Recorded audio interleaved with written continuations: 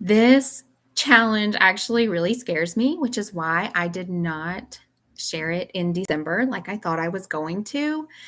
So, we are just gonna chat about it. This is actually tea, not coffee, but I recommend grabbing your beverage of choice because this is just gonna be kind of chatty, but I want to share it with you and see if you would like to join this challenge or also just follow my journey. So I have some brief notes here, but I will explain everything and I'll try to do some timestamps for people who are watching later. But hello and welcome. I hope you're having a good day. Hi, Watercolor Carrie is on. So I'm going to talk a little bit about that as well.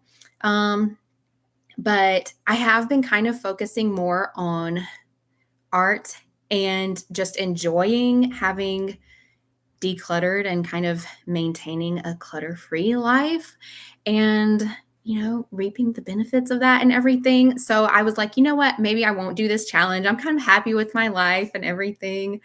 But then the new year started and I just started decluttering again because we are moving this summer in June and we're moving to Indiana. So I'm very excited about that. We don't know what size our house is. So it could be bigger than the one we're in, it could be smaller. And we also are going to be getting some stuff out of storage, like storage slash from my husband's parents' house. They've been using some of our outdoor furniture because we didn't know if we were going to use it here and that kind of thing.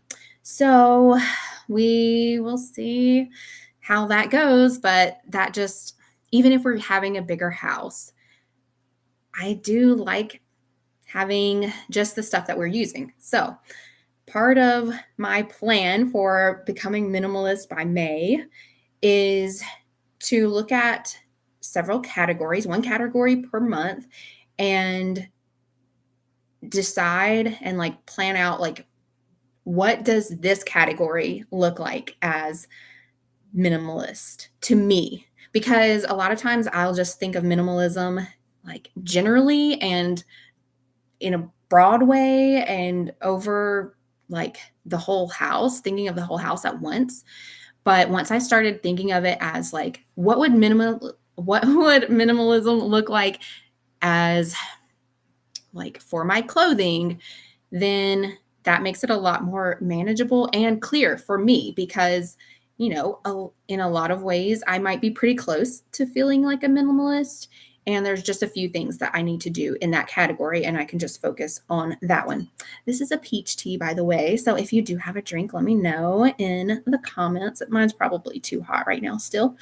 But I am originally from Georgia, so I'm grateful to be going back closer to the East Coast. Right now, I think it's like a 36-hour drive to my home, and then it'll be like a 10-hour drive. So I could actually do it in a day. All right, let's see what else I wanted to talk about. Okay, so I'm gonna kind of do just probably these live videos because I'm trying to keep things simple, especially because we're moving, and trying to record myself decluttering just hinders my progress instead of helping. So I will just come on here and do some updates. So I'll probably just do them as live chats like this. It might be helpful to do once a week, but realistically, it might just be once a month update. So let me know if you care, if once a week would be more helpful for you.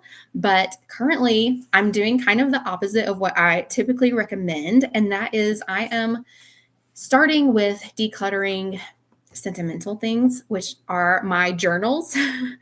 And I know people will think this is crazy, but also I have been decluttering for a decade. And so I feel pretty okay with starting with this. But it is kind of emotional and everything. So I read a couple of good articles, which I have linked in the description, that really helped me because I was like, oh my goodness, does everyone regret getting rid of their journals? And I looked that up, and then it was like, oh no, these are people just saying that they regret it. So I was like, okay, different search. Let's search for people who got rid of their journals and didn't regret it. And that was actually really helpful. And I have gotten rid of a few last year already because this has been something I've been wanting to do. I should show you like piles and piles of journals from high school, college, and a lot of those times weren't the most pleasant because I'm writing so that I'm not complaining to other people. So it was really to help me process some things that weren't the best in my life. And so I have been going through those journals, but I'm like, I don't even care about this stuff anymore. I've moved on. I don't want to revisit it. I had thought maybe in like, oh, I'll, write a memoir or something.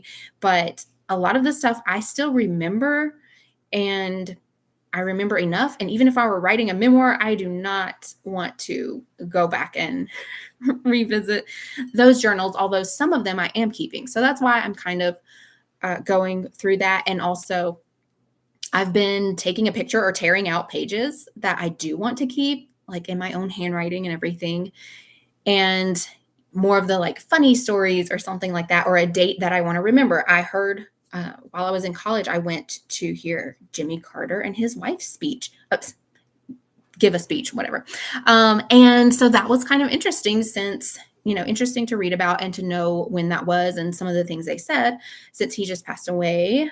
And he lived to be over 100 and I'm from Georgia. So anyway, so there are some good things in them. So I'm trying to go through, and some of the journals I will keep because they were more positive and fun, or my travel journals, like that is really helpful to remember some of the places that we went to and that kind of thing.